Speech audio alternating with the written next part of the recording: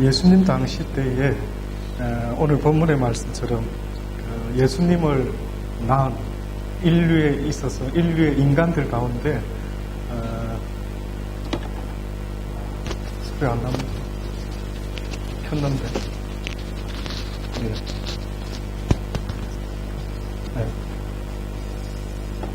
인류의 인간으로서요 하나님의 아들 독생자를 잉태한 그 마리아라는 여인이 아마 저는 잘은 모르겠습니다만은 굉장히 복된 사람이지 않을까라는 생각이 듭니다.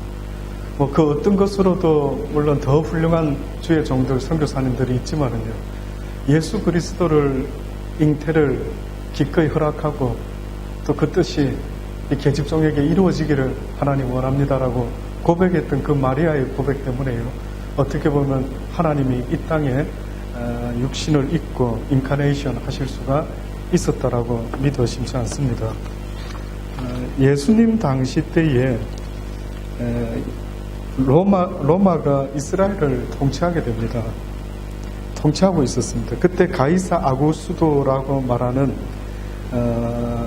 왕이 있었는데 그때 그가 온 천하에 호적을 해라라고 명령을 합니다. 다시 말하면 그가 통치 기반을요 더욱더 다지고 또 여러 가지 세금을 거둬들여서 아마 그렇게 자기의 통치 기반을 다지려고 아마 모든 이들을 호적해라라고 명령하게 됩니다. 당시에 14년마다 호적을 했습니다. 14년마다.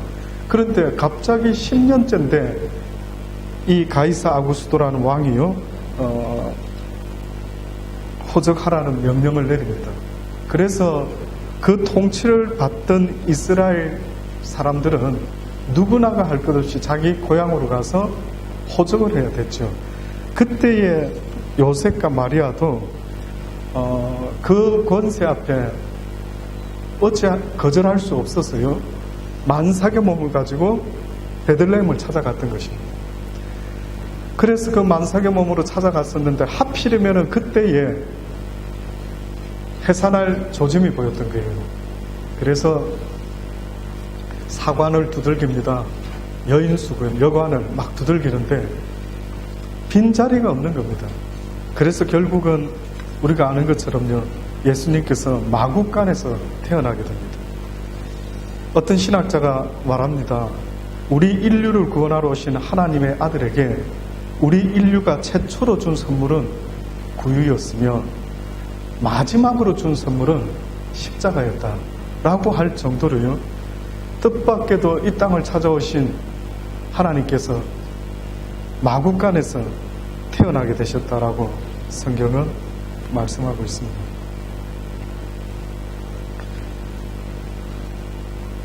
이 성경의 이야기만 있는 게 아니고 마태복음 2장에 보면은 또 다른 대표적인 성탄에 대한 말씀이 있습니다.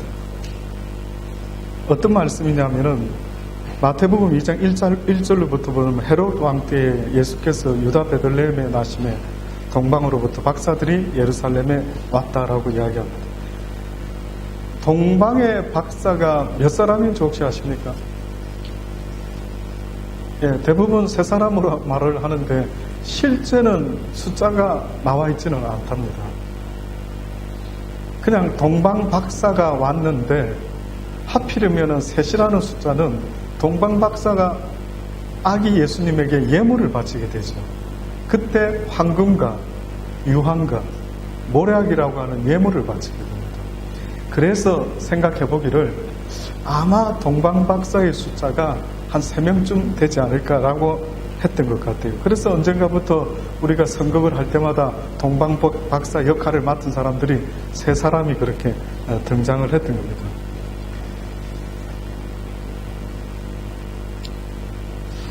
아기 예수께 황금과 유황과 모략을 바쳤다라고 했는데 사실은 예수 그리스도가 이 땅에 오시게 된다라는 것을 오래전부터 예언이 되어 있었죠.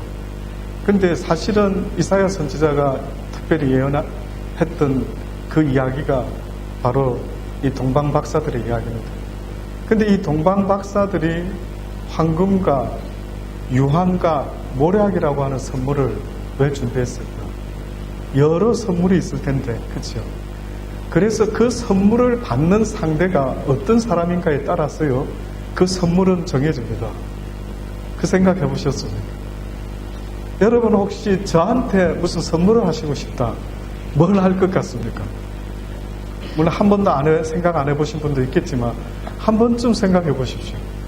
만약에 이용호 목사에게 혹시나 내가 선물을 한번 준비하자,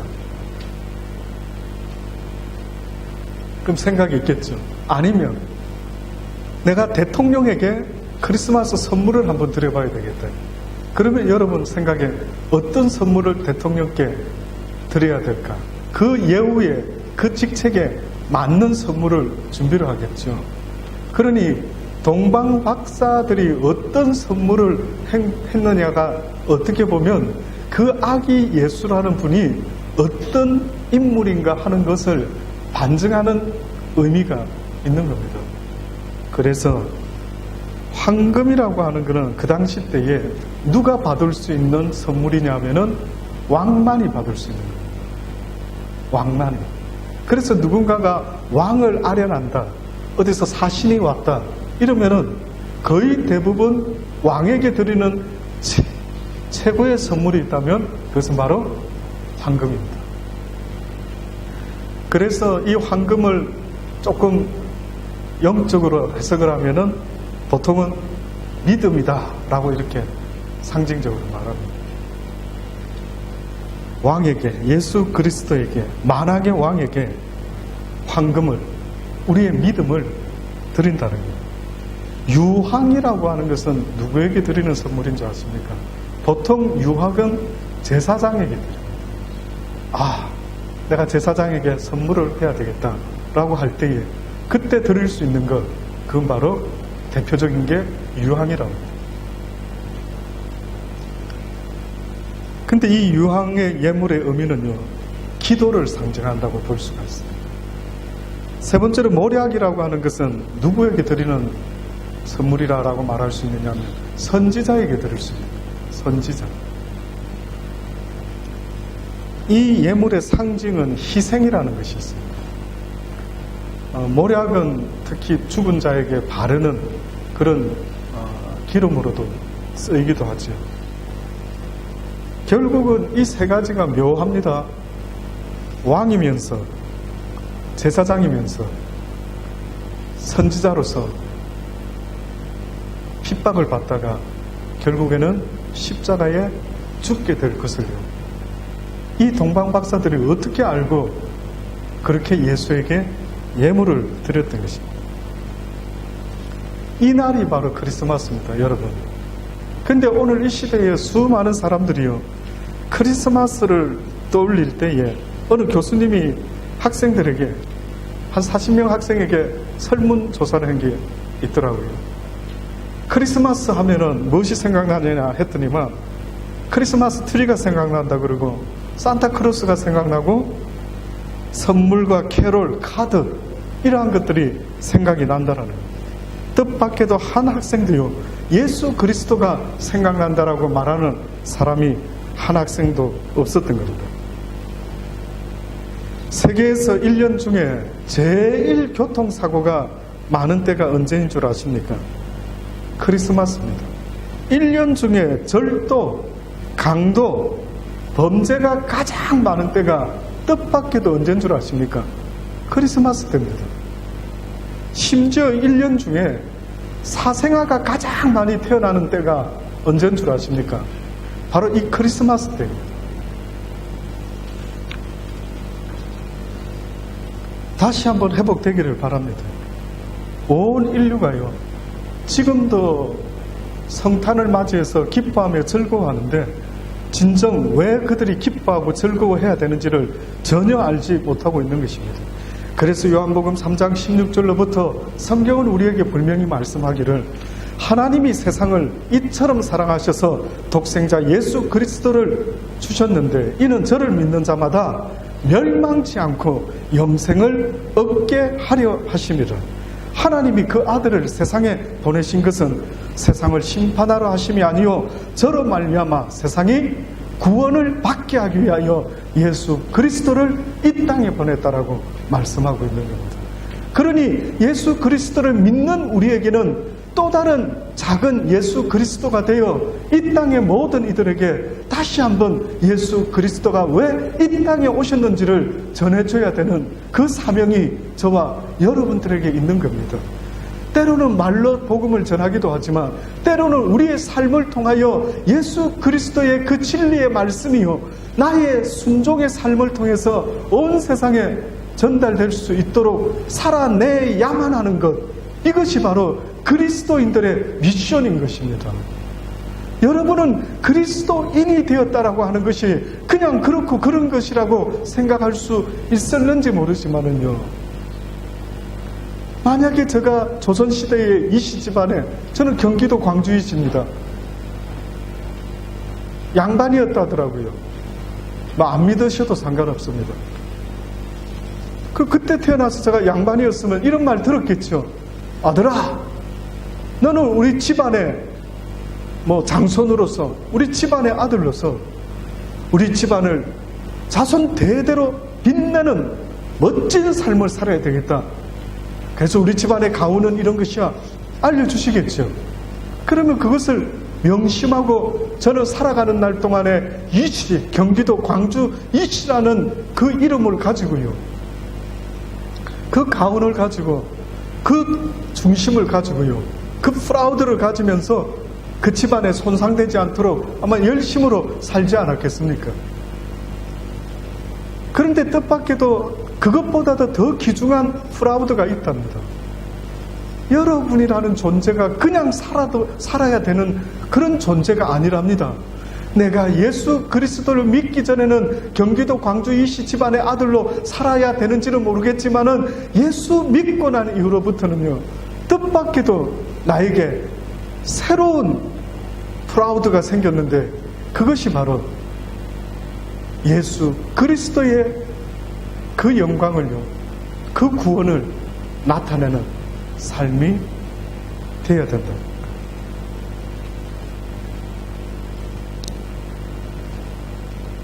이 땅에 예수 그리스도께서 우리를 구원하려고 오셨다라고 하는데,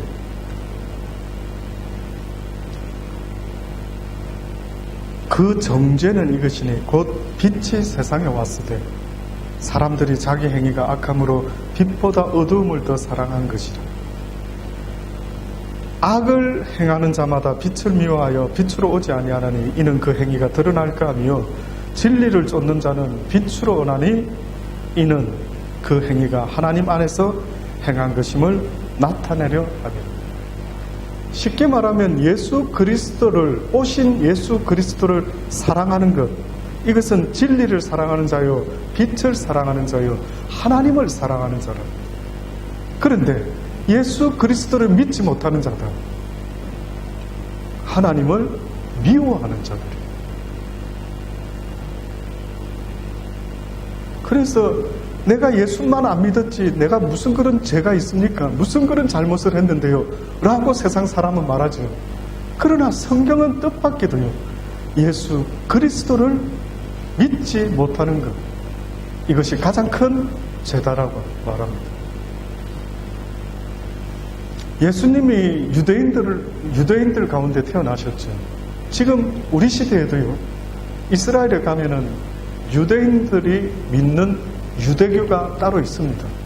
어떤 이들은 유대인들이니까 당연히 우리가 믿는 예수 그리스도를 주로 섬기는 그리스도인들이라고 생각하는 분이 있을는지 모르지만, 유대교는 완전히 다릅니다. 오히려 유대교는요, 제가 개인적인 느끼는 그런데, 전통 유대인들은 이슬람의 과격분자보다 더 과격한 것 같아요. 와, 무섭더라고요. 어떤 분이 그 중동의 사건을 레포트 해주는데요, 어느 예수 믿는 아빠와 아들이 메시아닉 주이시가 이스라엘에 살았습니다. 근데 어느 날 어떤 이들이 한 무리가 와가지고요, 그 집에 와가지고 문을 넉넉넉합니다. 아들이 14살 먹은 아들이었답니다. 14살 먹은 아들이 문을 열었습니다. 누가 우리 집 문을 두들겨요? 손을 손으로 문을 살짝 여는데 누군가가 손을 꽉 잡고요. 그 아이를 잡아 당깁니다. 끌려 나갔습니다. 아이의 비명소리를 듣고 아빠가 쫓아 내려왔습니다. 그랬더니만 또 누군가가 그 아빠도 붙잡고 두 차에다 태워가지고요. 어디론가 데리고 갑니다. 보니까 요르단 어느 근처에 가면은 철망이 쳐져 있답니다. 그 전기가 흐르는 철망이 쳐져 있는 곳이 있다는데 그 두 부자를 그리로 데리고 가가지고요. 아이 두 손에다가 슈르탄을 지게 하고 눈을 가리고 손에 테이프를 감아가지고요. 그 아이에게 뭐라고 명령하느냐 하면 너는 무조건 지금부터 앞만 쳐다보고 가라. 보이지도 않는데 계속 가면 된다. 그렇게 위협을 하면서 명령합니다. 그 다음에 아버지를 갖다가요. 그 아들이 그렇게 철장에 부딪히면 전기가 통해서 슈르탄이 폭파될 것을 알고 있는 아빠는요. 두려움에 막 떨게 되죠. 그때 이 전통 유대인이 뭐라고 이 주의 메시아닉 이 크리스찬에게 뭐라고 하는 줄 아십니까? 지금이라도 네가 예수를 믿는 것이 예수가 너의 구세주로 믿는 것을 잘못된 생각이라고 판단하고 회개하고 살려달라고 용서를 구하면은 우리가 네 아들을 살려주겠다. 그러니까 이 아버지가요. 그 상황에서 아들을 살리려고 크게 목소리를 외칩니다. 내가 이제까지 예수를 메시아로 믿었지만 잘못된 것 같습니다. 내가 잘못 판단한 것 같다. 그렇게 부르짖으면서 이제는 절대 예수 믿지 않겠습니다. 그렇게 이야기하는 겁니다. 그런데 이 14살 먹은 아들이요. 어디론가 지금 자기는 걸어가고 있는데 뒤에서 아빠가 예수를 부인하는 겁니다. 이 아들은요. 어렸을 때부터 아빠가 들려주는 예수 그리스도의 이야기를 듣고 장을 청하고 또 식탁에 앉으면 틈만 나면 그 아빠는 그 아들에게 예수님이 우리 유대인의 이 온 땅의 구원자셔서 그분은 메시아다라고 이렇게 배워왔거든요. 근데 갑자기 아빠가 자기를 살리려고 예수를 부인하는 거예요. 그때 이 아들이 갑자기 멈춰서 가지고는요. 아빠 그렇게 말하면 안 되지 않나요? 그러면 아빠가 지금까지 나한테 했던 말이 다 거짓말이냐고. 아니라고. 예수님은 우리의 메시아가 맞다고. 이 14살 먹은 아들이 그러는 거예요. 그러면서 아빠 절대 그렇게 예수님을 부인해서 안 된다 하면서 이 14살 먹은 아이가 자기 손에 쥐어졌던 슈르탄에 안전핀을 뽑아버리는 거예요. 그래서 거기서 자폭해서 죽어버리고 맙니다.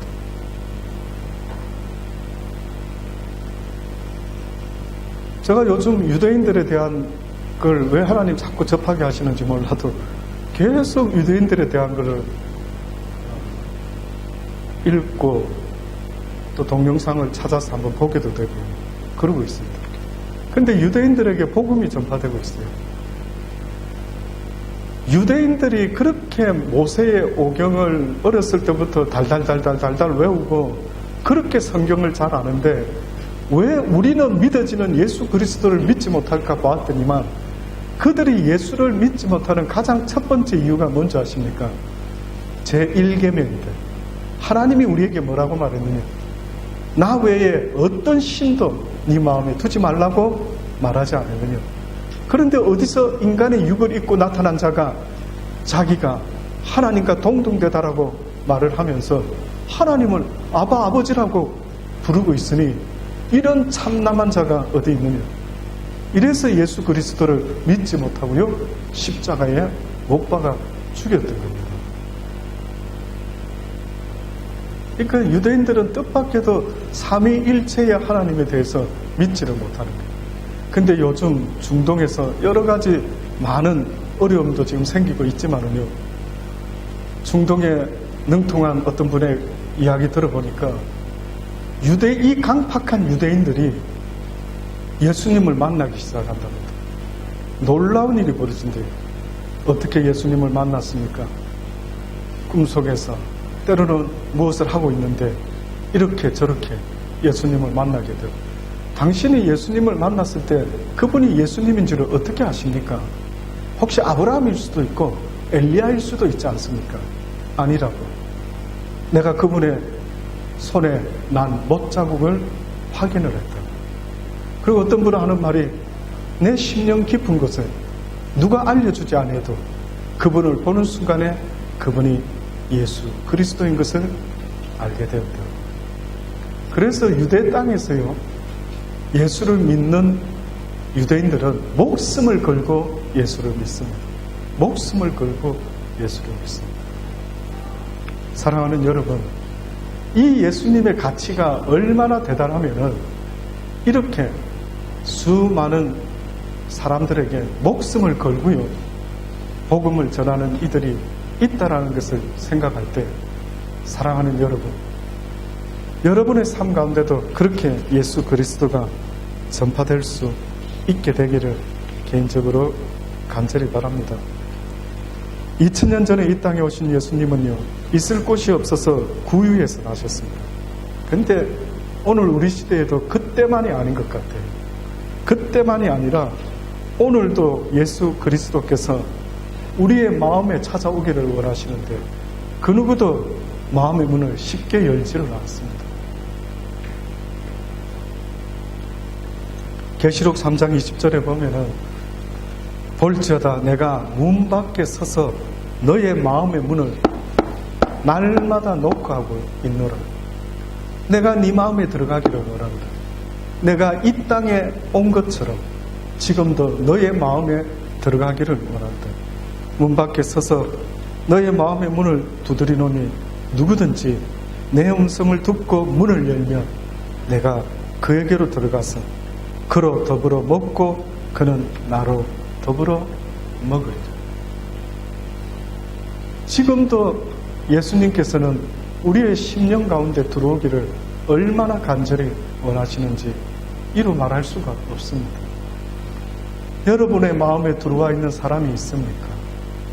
혹시 여러분의 마음에 늘 함께하는 사람이 있습니까? 많은 사람들이 사랑하는 이를 떠나보낼 때, 얼마 전에도 한국에 또 대형 사고가 나가지고요, 충북인가요? 제천인가? 예. 얼마나 많은 사람들이 사랑하는 가족을 떠나보내며 오열을 하고 슬피 울고 있죠. 가끔 드라마 상에서도요, 누군가를 떠나보낼 때 우리는 이런 말을 합니다. 그대는 떠난 것이 아니라 영원히 내 마음속에 같이 있다.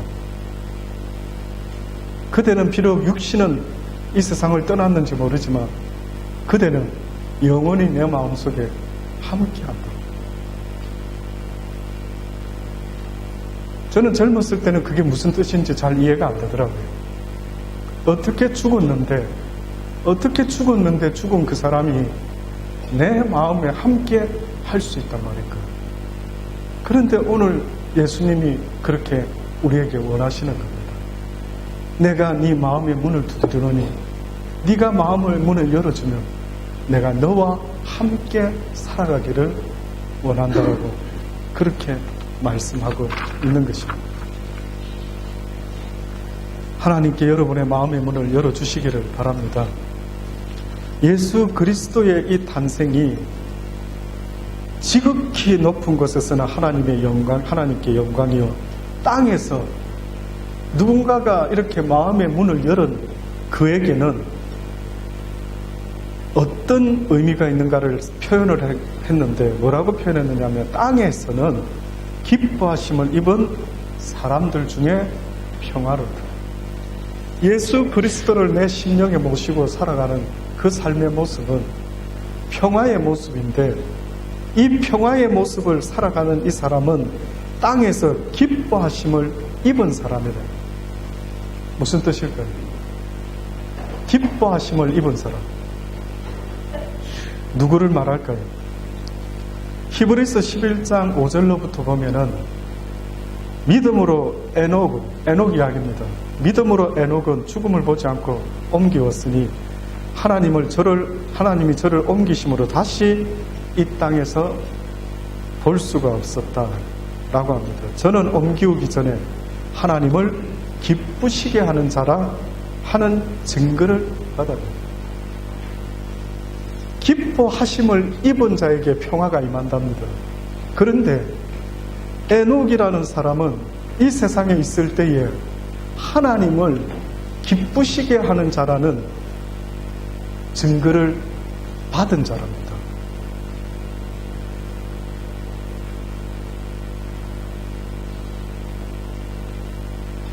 그래서 이 기뻐하시는 게 뭔가라고 봤더니만 믿음 없이는 기쁘시게 못하라니 하나님께 나아가는 자는 반드시 그가 계신 것과 또한 그가 자기를 찾는 자들에게 상 주는 이심을 믿어야 할지니라.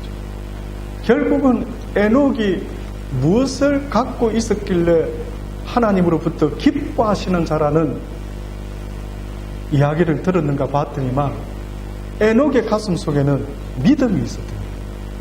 하나님에 대한 믿음이 있었던 거예요. 그분이 믿어졌던 겁니다. 아니, 그분을 믿었던 겁니다. 그러니 지극히 높은 곳에서는 하나님께 영광이요 땅에는 기뻐하심을 입은 사람들 중에 아무나에게가 아니에요. 예수 그리스도의 평화가 아무나에게 전달됐던 것이 아니라 그 예수 그리스도를 나의 주 나의 하나님으로 고백하는 믿음이 있는 모든 자들에게 하나님의 평화가 머물지어다, 이렇게 말씀했던 겁니다. 사랑하는 여러분, 언젠가 살다가 저도 요즘 육신의 연약함 때문에 날마다 하나님께 부르짖고 있죠. 저만 이럴까요? 언젠가 순서는 누가 될지 모르지만 아무리 젊어도 결국은 아프기도 하고 사고가 나기도 하고 나이 먹어 늙어가다가 결국 우리 모두는 언젠가 자신의 턴이 되죠. 이 세상을 떠납니다. 그러나 하나님이 보시는 중요한 것은 사는 날 동안 네가 어떠한 고난과 고통과 아픔이 있을지라도 그것을 능가하는 평화가 네 마음에 있기를 원한다라는 거예요. 사랑하는 여러분, 돈으로 살 수만 있다면은, 죽음 앞에서 두려워하지 않는 그 평안을 얻을 수만 있다면은 얼마나 좋을까요? 어떤 가격을 주어서라도 그 평화를 얻을 수만 있다면은 사고 싶습니다. 그런데 뜻밖에도 누구에게 하나님이 이 평화를 약속하시느냐면 예수 그리스도를 믿는 자, 하나님께서 기뻐하는 그 자, 땅에서 기뻐하심을 입은 그 사람들에게는 하나님의 평화가 임한다라고 말씀하는 것입니다. 사는 날 동안 여러분의 심령 속에 그 평화가 떠나지 말고 영원토록 머물 수 있는 그런 믿음의 사람들이 다 되시기를 주의 이름으로 축원합니다. 기도하십시다.